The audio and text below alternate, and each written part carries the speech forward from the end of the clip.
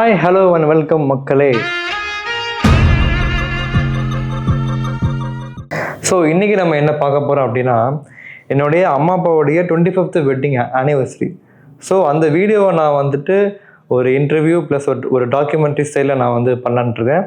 So என்னால் முடிஞ்ச அளவுக்கு ஒரு ஃபன் அண்ட் என்ஜாயபிள் வீடியோவாக நான் எடுக்க ட்ரை பண்ணுறேன். ஸோ வாங்க பார்க்கலாம்.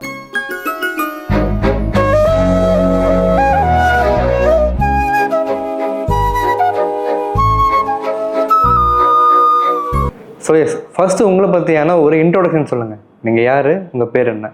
என்னுடைய பெயர் அமல் செல்வஸ்டர். பிறந்த ஊர் தாராபுரம், படித்தது வளர்ந்தது தாராபுரம். உயர்நிலை கல்வி குளத்துப்பாளையம் அரசு உயர்நிலைப் பள்ளியில் படித்தேன். தொழில்நுட்ப கல்வி வந்துட்டு தாராபுரம் ராமகிருஷ்ணன் நல்லாமே பாலிடெக்னிக் படித்தேன். அதன் பிறகு வேலைக்காக வெளியூர் சென்றேன். மும்பை சென்றேன். அங்கே வந்து வளைகுடா நாடு கழுப்புக்கு வளைகுட்டு இன்னைக்கு வரை செஞ்சுட்டு இருக்கேன். இதுதான் என்னை பற்றி இன்ட்ரோடக்ஷன். என் பேர் ரீனா சுதார்லிங் நிர்மலா.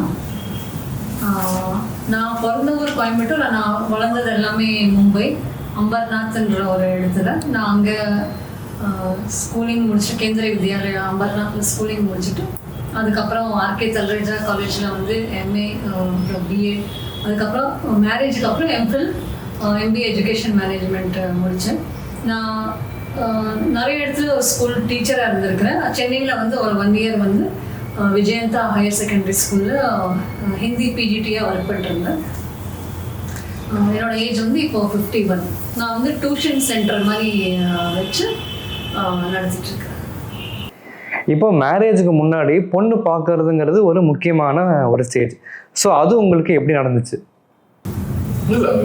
உங்களுக்கு பொண்ணே கிடைக்குது அந்த சொல்லுங்க. எப்படி நீங்க வந்து மூவ் பண்ணீங்க ஒரு பொண்ணை பார்க்கறதுக்காக? ஒன்றும் பார்க்கறதுக்கு ஒன்றும் ஸ்ட்ரகிள் இல்லை. ஜஸ்ட் இந்த கல்யாணம் வயது பேரண்ட்ஸுக்கு தெரியப்படுத்தினா அவங்க தேடினாங்க. அப்கோர்ஸ் இடத்து பார்க்க போகும்போது டிமாண்ட் பண்ணாங்க. அவங்க சைடு டிமாண்ட் பண்ணுறது நம்ம அதுக்கு ஒத்துழைக்கல. நமக்கு சூட்டபுளான பொண்ணு கிடைக்குது பார்த்தோம், முடிவு பண்ணோம், அரேஞ்ச் பண்ணோம், கல்யாணம் பண்ணோம். அவ்வளோதான். இதை வந்துட்டு அதிகமாக கஷ்டப்பட்டு அதை முயற்சி பண்ணலை. முயற்சி பார்த்தோம், கல்யாணம் பண்ணோம், முடிஞ்சது. அவ்வளோதான். நான் சொல்கிறேன், நாங்கள் வந்து மும்பையில் இருந்தோம். மும்பைலேருந்து சென்னை அப்பா ட்ரான்ஸ்ஃபர் ஆகி சென்னையில் வந்தார். ஆமட் வெஹிக்கிள்ஸ் அந்த இதில் ஒர்க் பண்ணிட்டு இருந்தார். ஆனால் அங்கே ஸ்கூலில் டீச்சராக ஒர்க் பண்ணிகிட்டு இருந்தேன். அப்படி இல்லை. ஸோ அப்படி ஒர்க் பண்ணும்போது நானும் எங்கள் 4 ஃப்ரெண்ட்ஸ் இருந்தோம். எங்கள் 4 பேருக்குமே வந்து மேரேஜ் இல்லை. அப்போ கேர்ள்ஸ் 4 பேருக்கு அவங்க இங்கிலீஷ் டீச்சராக இருந்தாங்க. ஒருத்தர் கெமிஸ்ட்ரி டீச்சர், ஒருத்தர் மேக்ஸ், அந்த மாதிரி நாங்கள் 4 பேர். அப்போ நாங்கள் 4 பேர் வந்து ஒரு ரெஸ்டாரண்ட்டில் போய் உட்காந்து டீ அந்த மாதிரி ஸ்நாக்ஸ் சாப்பிட்டுட்டு இருந்தோம். அப்போ எங்கள் ஸ்கூல் பியூன் வந்து சொல்கிறாங்க, இந்த மாதிரி வந்து அம்மா உங்கள் வீட்டுக்கு நாளைக்கு கெஸ்ட்டு வர போகிறாங்க, அந்த பேரண்ட்ஸ் உங்களை வீட்டுக்கு கூப்பிட்டுருக்குறாங்க. ஸோ நான் வந்து போகிறேன், வீட்டுக்கு போகிறேன். இந்த மாதிரி நாளைக்கு வந்து உனக்கு பொண்ணு பார்க்க வராங்க. ஸோ யார் வராங்க என்ன வராங்க ஒன்றுமே தெரியல. அடுத்த நாள் பார்த்தா எங்கள் தாய்மாமா வந்து ஒரு ஃபேமிலியே கூட்டிகிட்டு வராங்க. எங்கள் ரிலேட்டிவ் தான், அவங்க ஃபேமிலியை கூட்டிகிட்டு வராங்க. ஸோ அந்த அன்னைக்கு பொண்ணை பார்க்குறாங்க. அந்த பஜ்ஜி சுஜ்ஜி எல்லாம் சாப்பிட்டுட்டு அப்படியே சைலண்ட்டாக கிளம்ப பார்த்தாங்க. அப்போது நான் வந்து என்ன ஒன்றுமே சொல்லாமல் கிளம்புறீங்க, இது வந்து ரொம்ப தப்பு. சொல்லாமல் கிளம்புறது, எது இருந்தாலும் ஃபேஸ் டு ஃபேஸ் சொல்லிட்டு கிளம்புங்க. பிடிச்சிருக்குதா இல்லையா, பஜ்ஜி சாப்பிட்டீங்களே சொல்லி ஆகணும். அப்புறம் இவர் வந்து என்ன பண்ணுறதுன்னு தெரியாமல் அவர் அங்கிள் வந்து ஏன் பேசணுமா பையன்ட்ட? ஆமாம் பையன்ட்ட பேசி ஆகணும்னு பையன் அவர் அங்கிள் வந்து எப்படி உட்காந்துருந்தாலும் இப்படி உட்காந்துருந்தார். நான் வந்து சமைக்க தெரியுமா அப்படின்னு கேட்டாங்க. அவர் வந்து அப்படியே மெதுவாக தலையாடினார். சரி உங்களுக்கு பேசி ஆகணும்னு சொல்லி சைலண்டாக கூட்டிகிட்டு போய் பேசணும். பேசல அங்கிளுக்கு வந்து என்னை பிடிச்சி போச்சு. அப்போவே ஓகேன்னு சொல்லிட்டு அப்புறம் போயிட்டாங்க. போயிட்டு அப்புறம் பேரண்ட்ஸ்க்கு இன்ஃபார்ம் பண்ணி அன்னைக்கே டிசைட் பண்ணிட்டு ஓகே மேரேஜ் பண்ணிக்கலாம் அப்படின்ட்டு. இதுக்கு முன்னாடி அங்கிள் வந்து என்னை எப்படி பார்க்க வந்தாருன்னா, ஒரு ஜோசியர்கிட்ட போயிருக்கிறாரு. இந்த டைரெக்ஷனில் உங்கள் வீட்டுக்கு முன்னாடி ஒரு கோயில் இருக்கும், இதெல்லாம் வந்து சொல்லி அமைச்சிருக்கிறாங்க. அப்படி தான் அங்கிள் வந்து என்னை தேடி வந்தாராம். அந்த மாதிரி சொல்லுவாங்க சும்மா ஒரு ஜோக். ஏதோ ஒரு ஆர்வம் தானே, பொண்ணு எப்படி வரும் எங்கேருந்து வரும் ஆர்வத்தில் போய் கேட்கறது தானே. சரி, ஓகே டாடி. இப்போ வந்து பொண்ணு பார்க்க போனீங்கிறத பற்றி நீங்கள் பேசிட்டீங்க.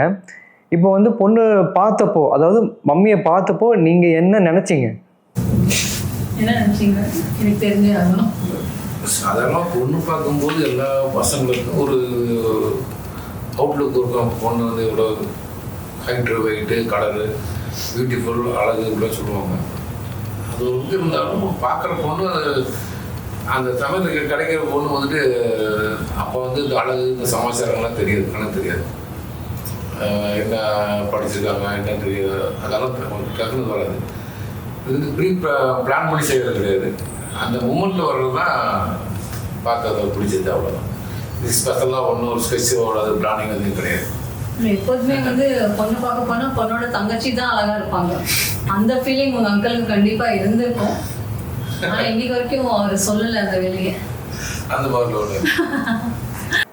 ஓகே ஓகே, எப்படியோ நல்ல பொண்ணை கிடச்சிட்டாங்க. இப்போ பொண்ணை பார்த்துட்டு மற்றவங்கெல்லாம் என்ன சொன்னாங்க? பார்க்கும்போது என்னன்னா, ஃப்ரெண்ட்ஸ் வந்து ரிலேட்டிவ்ஸ் பார்த்தாங்க, நான் பொண்ணு பார்த்தேன், எப்படி எங்களை போட்டோ காமிச்சேன். ஓகே, நல்ல பொண்ணு, பொறுத்து இப்போ இதை பற்றி கமெண்ட் யாரும் சொல்லலை. நல்ல பொண்ணு, பொறுத்து மாறிட. மற்றவங்க சொல்கிறதெல்லாம் ஓகே, நீங்கள் என்ன ஃபீல் பண்ணீங்க? நான் ஒன்றும் ஃபீல் பண்ணல. அங்கே என்ன இல்லை, நான் இப்போ நான் பர்சனலாக ஒரு பொண்ணை பார்த்தாலே எனக்கு ஐயோ என்ன அழகாக இருக்கடா அந்த மாதிரி உங்கள் தாட்டில் வந்து நம்ம ஸ்கூல் லைஃப்லேருந்து பார்க்கும்போது நம்ம பார்த்தா பெட்டராக தெரியும், வீட்டுக்குள்ளே பார்ப்போம், அந்த மாதிரி குவாலிட்டி பார்ப்போம். அந்த ஸ்டேஜ் வரும்போது நமக்கு ஒரு பொண்ணு கிடைச்சாலே போதும், அதாவது பார்க்குற பொண்ணு நமக்கு அமைகிற பொண்ணு நமக்கு டக்குன்னு பிடிக்கும். அது அந்த மாதிரி இருக்குது. அதுக்காக நம்ம வந்து நம்ம பெரிய லெவலில் பார்க்கணும், நல்ல பியூட்டிஃபுல் பார்க்கணும்னா அதெல்லாம் கிடைக்காது. அப்போ அம்மா பியூட்டிஃபுல்லாக இல்லைன்னு சொல்கிறீங்களா? குண்டு பைப்ல எப்படி கோர்த்து விடுது பாரு. இல்லை, எனக்கு என்ன கொஸ்டின், அந்த மாதிரி எதிர்பார்ப்பு இருக்கும். ஆனால் வந்து அது கிடைக்காது. கிடைச்சது வச்சுக்கொண்டு ஆசைப்பட்ட வாழ்க்கை கிடைக்கலன்னா கிடைச்ச வாழ்க்கையை ஆசைப்பட்டு ஏத்துக்கணும். சரி, ஓகே.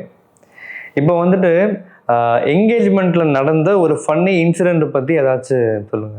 ஆக்சுவலி பார்த்தா மேரேஜுக்கு முன்னாடியே வந்து சித்தி நானும் வந்து ஹிந்தியில் பேசிட்டு இருந்தோம். என்னடா ஆகுது, கே ஆதுமே कैसा है देख, उसका அம்மா அவங்க அம்மாவுக்கு வந்து காது கேட்காது.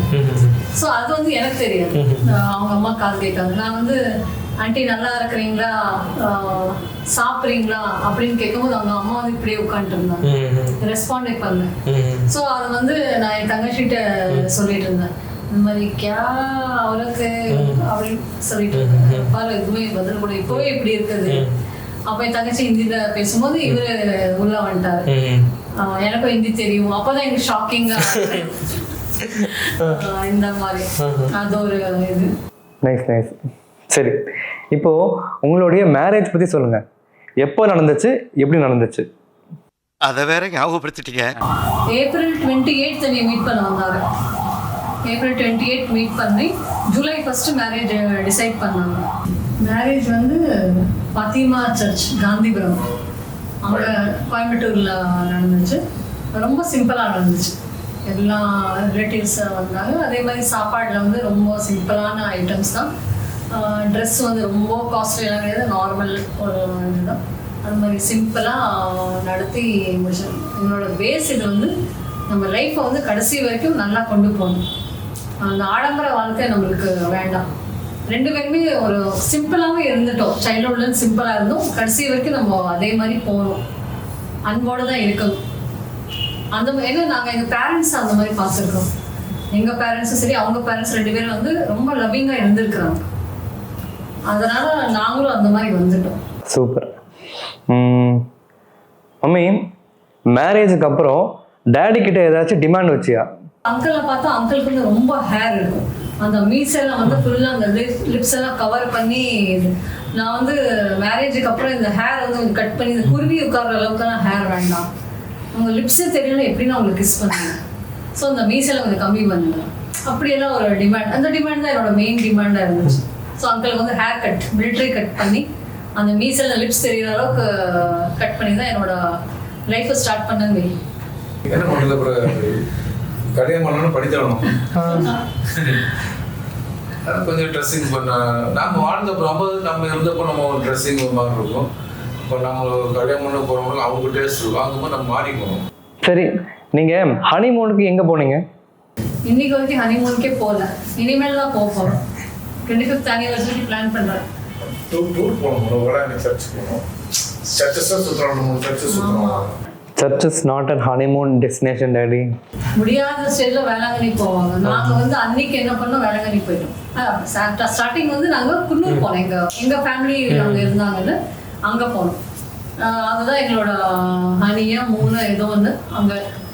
அப்புறம் இப்போ வந்து 25வது இதுக்கு மவுண்ட் எவரெஸ்ட் ஹையஸ்ட் பீக்குக்கு போகணும்னு ஆசைப்படுறேன் நான்.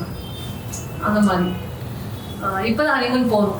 இப்போதான் எந்த ரெஸ்பான்சிபிலிட்டியில் ஃப்ரீயாக இருக்கும், அதனால இனிதான் போகணும். அன்னைக்கு கோயில் கூட்டிட்டு போயிட்டாங்க. அப்போ அந்த ஆசையை நீங்கள் ஃபுல்ஃபில் பண்ணிடுறீங்களா? இல்லை இல்லை, சொல்லுங்கள், ஒரு அஷூரன்ஸாக சொல்லுங்கள். இதை நாங்கள் ஒரு எவிடன்ஸாக வச்சுக்கிறோம். இல்லை, ட்ரை பண்ணுவீங்களா? எப்படி உங்களுக்கு அந்த ஆசை இருக்கா? அவ்வளோ தூரம் போக முடியாது. நம்ம எங்கே போகணுமோ அந்த இடத்த அதை அப்படியே நினச்சி கொண்டுதான். நம்மளால எவ்வளோ தூரம் போகணும் அந்த இடத்த அந்த எனக்கு வந்து இந்த ஹிமாலயாஸ் அந்த மாதிரி, காஷ்மீர் ஹிமாலயாஸ் அந்த மாதிரி போகணும். சிம்லா, டார்ஜிலிங், மணாலி அந்த மாதிரி ஏதாச்சும் ஒன்று போகணும். கூப்பிட்டு போயிட்டு வாங்க டாடி.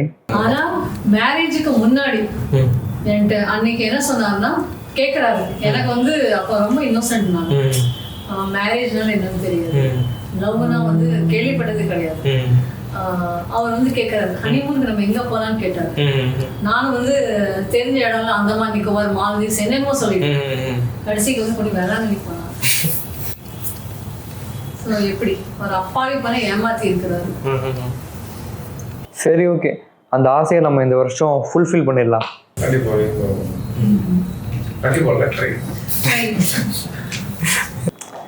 உஷாரா பதில் சொல்றாரு. இந்த வீடியோ முடிச்சதுக்கு அப்புறம் நாங்க எங்க போறோம், கோயிலுக்கு தான் போறோம்.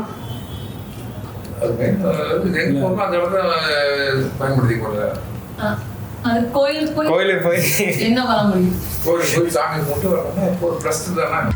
குடும்பத்தோட குன்னக்குடிக்கு போய் முருகனை தரிசனம் பண்ணா புண்ணியம் தானே. சரி, ஓகே, எப்படியோ கல்யாணம் முடிஞ்சிருச்சு. இப்போ கல்யாணத்துக்கு அப்புறம் என்னைக்காச்சு அடடா நம்ம ஒய்ஃப் இவ்வளோ அழகா இருக்காங்களே அப்படின்னு என்னைக்காவது ஃபீல் பண்ணியிருக்கீங்களா? இல்லை இல்லை, ஆல்வேஸ் பியூட்டி தான். பட் நமக்கே ஒரு நாள் தோணும்ல, அடடே இன்னைக்கு ரொம்ப பியூட்டிஃபுல்லாக இருக்காங்களே அப்படின்னு. அந்த மாதிரி ஏதாவது ஆல்வின் பர்த்துக்கு அப்புறம் அங்கிள் வந்து என்னை ரொம்ப அப்ரிஷியேட் பண்ணார். நீ வந்து இப்போ ரொம்ப பியூட்டிஃபுல்லாக இருக்கிற அந்த மாதிரி. அது வந்து ஆக்சுவலி ஒரு ஃபோட்டோ அமைச்சிருந்தாங்க கொரியர். அந்த ஃபோட்டோல பார்த்துட்டு அவனோட பேப்டிசம் ஃபோட்டோ நினைக்கிறேன், இப்போ நீ ரொம்ப அழகா இருக்கிற அப்படி ஃபீல் பண்ண. ஃபோட்டோ துபாய்க்கு போய் அங்கே இருந்து பார்த்து. ஏன்னா அங்கிள் வந்து என்னை மேரேஜ் ஆகி 3 மாசத்துக்கு அப்புறம் நீ பார்க்கவே இல்லை. ஆல்வின் பிறந்து தான் என்னை பார்த்தேன், அது வரைக்கும் பார்க்கல. நானே வந்து ஆக்சுவலி பார்த்தா அங்கிளை மறந்துட்டேன். அங்கிள் மூஞ்சி எப்படி இருக்கோதே தெரியாம போச்சு. 1.5 வருஷம் ஒரு அங்கிளை டோட்டலாக மறந்துட்டேன் நான். மேம், இப்போ மேரேஜுக்கு அப்புறம் டாடி ஃபர்ஸ்ட் டைம் ஜாபுக்கு போகும்போது எப்படி ஃபீல் பண்ண? இல்லை இல்லை, அது வந்து டேடி ஃபர்ஸ்ட் டைம் விட்டுட்டு ஃப்ளைட் ஏறும்போது ரொம்ப அழுதேன். நீ எப்போ நம்ம பார்க்க போகிறோம், இவ்வளோ தூரம் போகிறாரு, அப்போல்லாம் ஒன்றுமே இல்லைல்ல, ஃபோனு இது எதுவுமே இல்லை, எப்படி நம்ம இருக்க போகிறோம் அப்படிலாம். ஃபஸ்ட்டு டைம் வந்து ஃப்ளைட் ஏறும்போது ரொம்ப அழுதேன். அதுக்கப்புறம் பழகி போச்சு. ஒரு டைம் வந்துட்டு போகும்போது டாட்டா காமிச்சிட்டு அடுத்த வேலையை பார்க்க ஆரம்பிச்சிட்டேன். நீங்கள் டாடி, நீங்கள் என்ன ஃபீல் பண்ணீங்க? வேலைக்கு போகும்போது கஷ்டம் தான். அந்த மாதிரி இது வேலைக்கு போகும்போது தான் கஷ்டம், ஆனால் வேலைக்கு போயாகணும். அது ஒரு சுமையோடு போன மாதிரி, மன சுமையோடு போன மாதிரி ஃபீலிங்ஸ். சந்தோஷமாக போகல, ஜாலியாகவும் போகல, ஒரு வழியோடு வேதனையோடு போன ஃபீலிங் தான் இருக்கும். ஒரு மேரேஜ் ஆனிவர்சரி, ஒரு தீபாவளி, பொங்கல் எதுக்குமே வந்து இருக்க மாட்டாரு. நடுவில் ஏதோ ஒரு டைம் வருவார். அந்த டைம் தான் வந்து எங்களோட தீபாவளி, பொங்கல், ஆனிவர்சரி எல்லாமே. பர்த்டே வந்து இப்போ 20 days வருதுன்னா முன்னாடியே கேக் கட் பண்ணிடுவோம். இல்லை அதை முடிச்சு 20 டேஸ்க்கு அப்புறம் வந்து அந்த டைமில் கேக் கட் பண்ணிக்கலாம். அதனால் வந்து எதுவுமே கம்ப்ளைண்ட்ஸ் இல்லை. நம்ம லைஃப் வந்து ரொம்ப ஹாப்பியாக ஒரு லீட் பண்ணும், அந்த ஒரு இதில் லீட் பண்ணிக்கலாம். இப்போது நான் பிறக்கும்போது என்ன ஃபீல் பண்ணீங்க, எப்படி ஃபீல் பண்ணீங்க?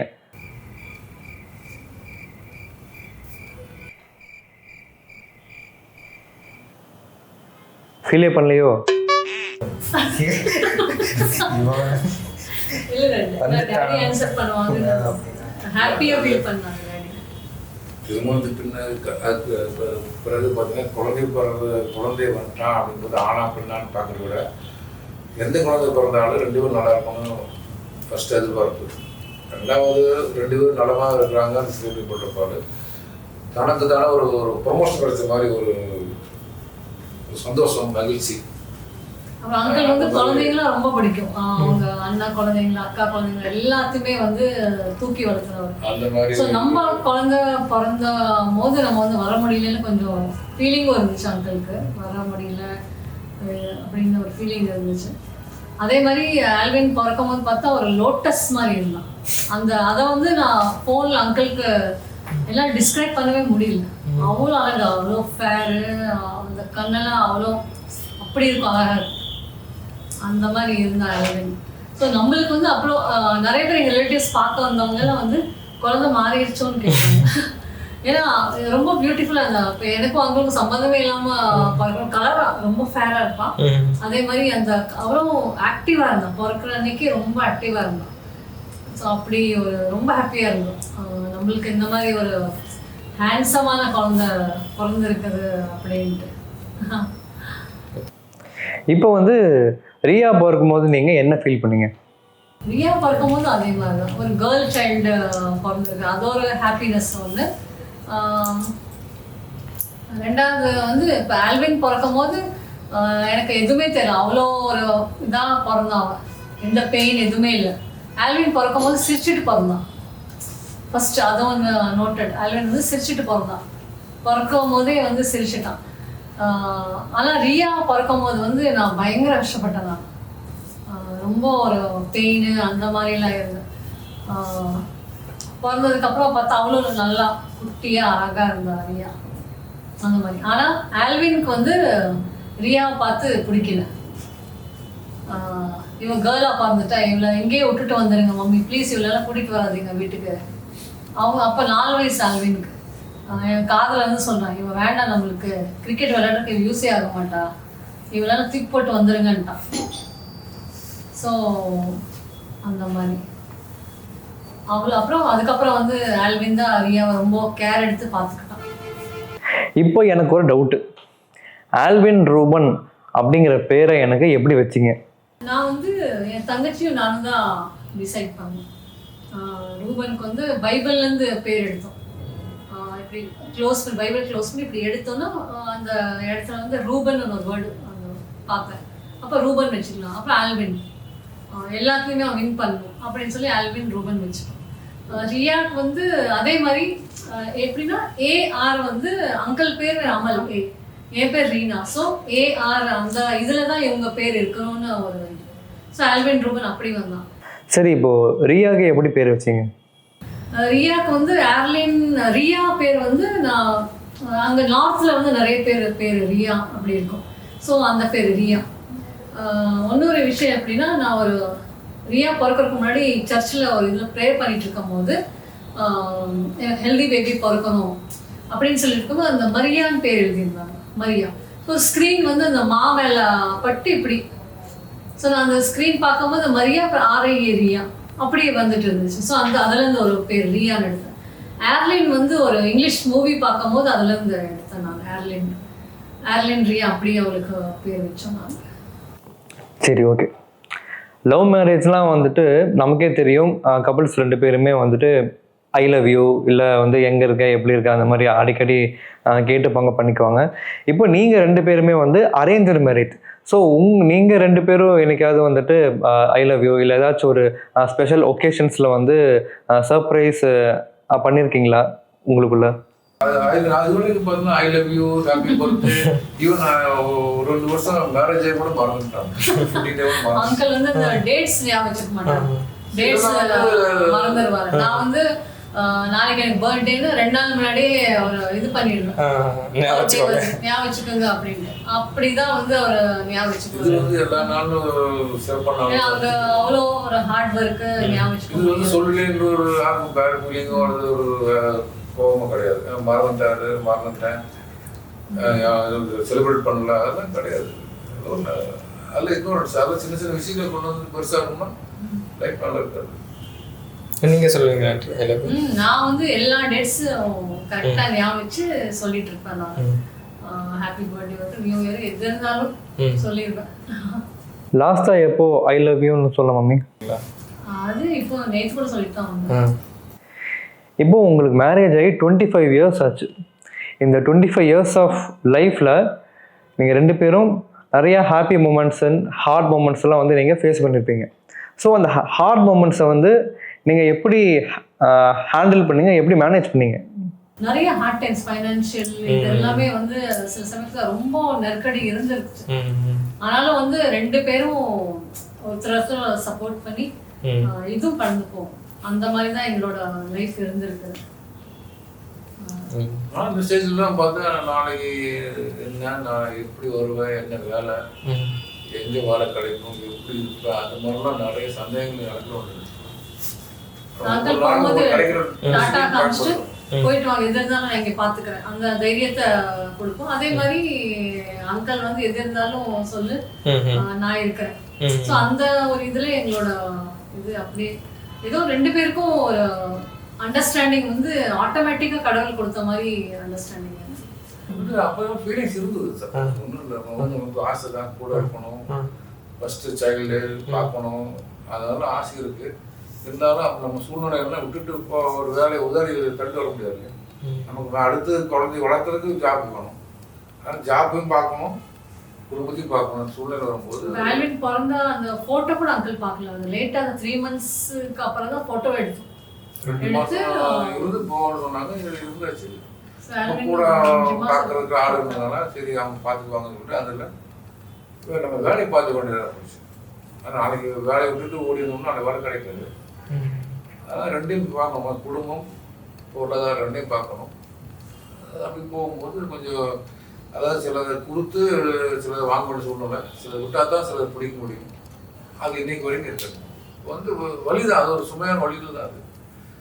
அது எப்படின்னு டிஸ்கிரைப் பண்ண முடியாது. ஆனால் வேதனை உள்ள வாழ்க்கை தான் அது. அன்யூஸ் ஆகும். இப்போ இருக்கு, இப்போ சில நல்ல காரியங்கள், நல்ல விசேஷங்கள்லாம் கலந்துக்க முடியல.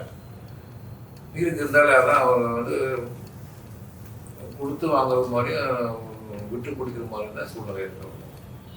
ஃபீலிங்ஸ் இருக்குது. ஓகே, பட் எப்படியோ இத்தனை வருஷமாக ரொம்ப ஹாப்பியாக ரொம்ப சக்ஸஸ்ஃபுல்லாக உங்களுடைய இந்த மேரேஜ் லைஃப்பை நீங்கள் 2 பேரும் சேர்ந்து ரொம்ப அழகாக ட்ராவல் பண்ணிட்டுருக்கீங்க. அதுக்காகவே ஒரு பெரிய கங்க்ராச்சுலேஷன்ஸ் தரலாம். எனிவேஸ், ஆஸ் அ சன்னா நான் உங்களுக்கு விஷ் பண்ணுறேன். Happy 25th wedding anniversary daddy and mummy. Happy 25th anniversary mummy daddy.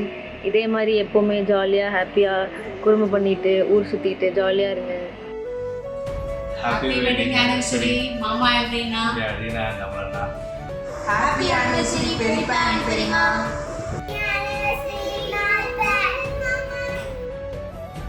அக்கா மாமா happy anniversary. God bless you both. Happy anniversary பெரியப்பா பெரியம்மா. ஹாப்பி ஆனிவர்சரி அம்மனு ரீமா. ப்ரேயர் பண்ணிக்கிறேன், வாழ்த்துக்கள்டா. ஹாப்பி ஆனிவர்சரி அக்கா மாமா. ஹலோ அண்ணா, நீ எப்படி இருக்கீங்க? Wish you a happy anniversary. May God bless you abundantly. Happy anniversary. Happy anniversary. Happy wedding anniversary அண்ணா அண்ணி. 25வது திருமண நல்வாழ்த்துக்கள். வாழ்க வளர்கிறோம். Reena Amal happy wedding anniversary. Hello அண்ணா அண்ணி, ஹாப்பி வெட்டிங் ஆனிவர்சரி. உனக்காக பிறந்தே